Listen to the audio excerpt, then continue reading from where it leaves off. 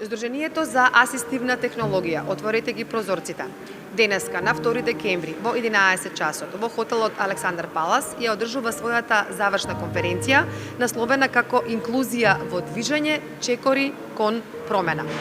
Разговараме со директорката на Здруженијето, господјата Маргарита Гулевска. Добро утро. Ви благодарам што одвоивте малку време од конференцијата и да го направиме овој разговор за нашите гледачи. Би сакала да ви го честитам јубилеот, 20 години постоење на ова здружение, на вистина огромен јубилеј.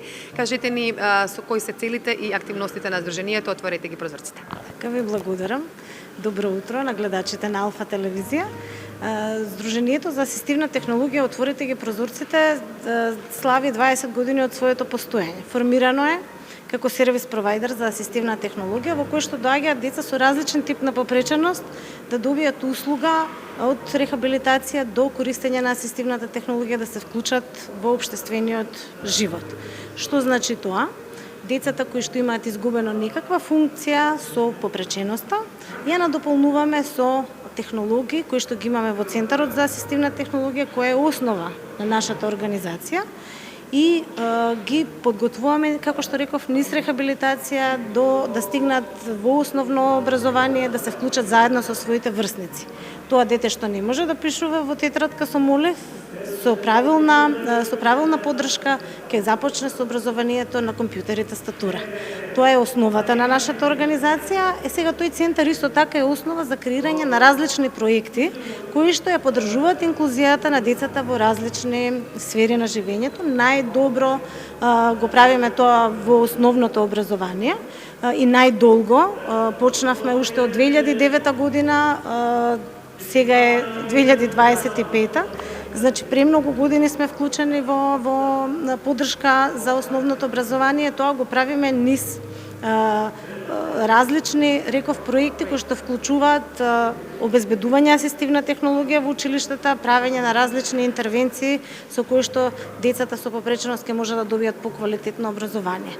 Овој проект на кој што сме денеска тука и го значуваме неговото заокружување од 3 години, односно од 6 години, бидејќи имаше 2 фази од по 3 години. Проектот е инклузија на деца со посебни образовни потреби кој е спроведуван во соработка со Детската фондација Песталоци со поддршка нормално и на Министерството за образование и наука. Тоа што денеска го прославуваме е 3 години работа и давање поддршка на 24 училишта во 12 општини, меѓутоа работевме и со 4 универзитети, 22 професори ја воведоа инклузијата, концептот на инклузија во нивните студиски програми и направија неколку ресурси кои што ги пременува во образованието.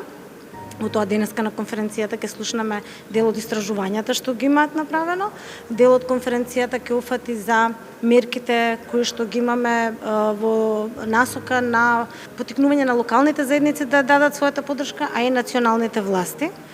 Тука со националните власти работевме на креирање на индикаторите за училиштата со ресурсен центар,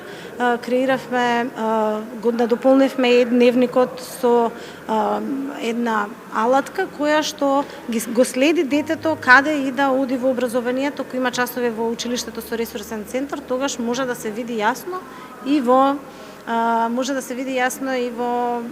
училиштето, во основното училиште кое што напоредно го посетува. Во спроведувањето на модифицираната програма, исто така на национално, односно на локално ниво поддржавме 12 општини во кои што беа тие 24 училишта. Сиве овие 3 години им дававме грантови кои што ја подобруваа околината за децата со попреченост, точно по мерка да направат интервенцијата за секој дете да добие поддршката што му е потребна. Ова е значи завршна конференција, завршна за овој 3-годишен проект, се во пресрет на утрешниот ден, 3 декември, меѓународен ден за лицата со попреченост. Кои се идните планови? Што по оваа конференција? Вие не завршувате, не застанувате тука, баш напротив, продолжувате и понатаму со работа. Кои се плановите за 2026 година?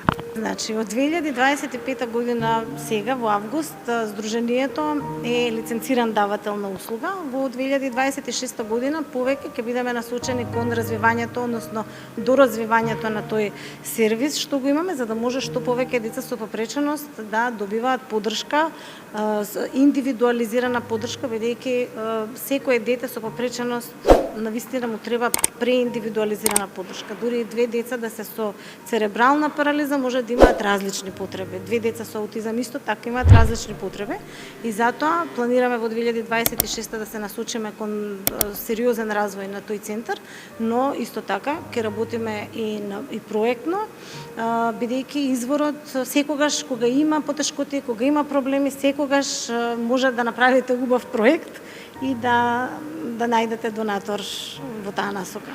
Ви благодарам многу, ви посакувам многу успех во понатамошната работа и ќе има повторно повод да бидете наши гости или можеби ние да бидеме гости кај вас во вашите простори. Повелете секако, секогаш сте добро дојдени. Има многу интересни работи кои што може да се видат и во Центарот за асистивна технологија. Благодарам.